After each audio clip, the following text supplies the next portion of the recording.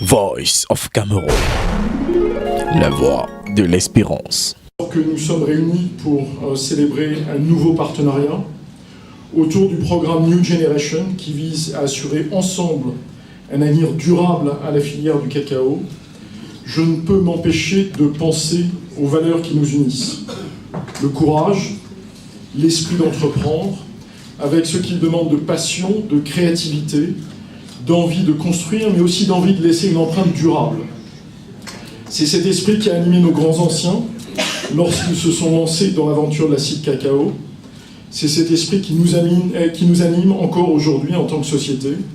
Et c'est cet esprit qui nous permet de faire de grandes choses dans tous les domaines. Nous, CIP Cacao, mais aussi bien sûr le Cameroun.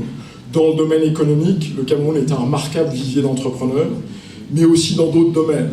Mes fils ne me parleraient plus si je ne citais pas le football et les légendes que sont Roger Mila ou Samuel Eto'o. Ou bien sûr la culture, et comment ne pas citer, moi qui suis un passionné de musique, la magie de Manu Dibango. L'association de l'esprit d'entreprise à la culture du cacao, à travers le programme New Generation qui vise à encourager la prochaine génération de Camerounais à se lancer dans la production de cacao et à devenir ainsi des entrepreneurs. Avec cette initiative, le gouvernement camerounais fait preuve d'un impressionnant leadership.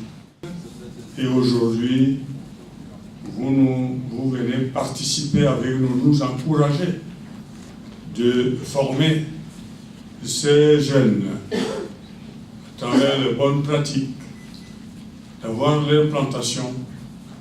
C'est tout simplement, Monsieur le Président, vous avez démontré là encore, s'il en était besoin, que Cacao Barry aime le pays, le Cameroun, comme vous l'avez dit, votre deuxième nation.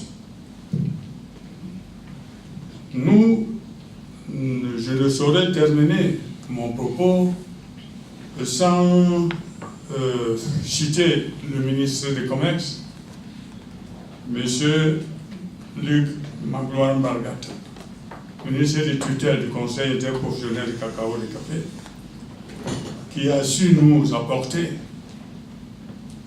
le conseil nécessaire et nous encourager pour que la cacaoculture camerounaise ne se fonde pas, ne tombe pas dans l'oubli.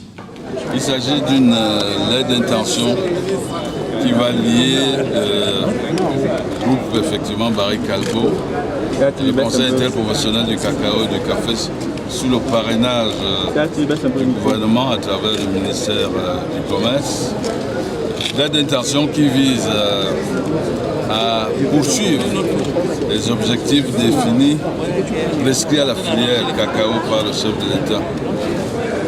L'un des premiers objectifs, le premier naturellement, c'est accroître la production. Accroître la production par le rajeunissement de la force productive. Besoin d'énergie nouvelle.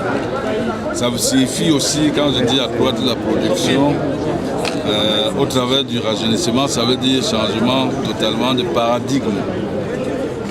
Nous devons sortir du statut de paysan producteur pour arriver à un statut d'exploitant agricole pour les jeunes, donc des chefs d'entreprise. En faire un métier, redonner sa dignité, sa noblesse à ce métier.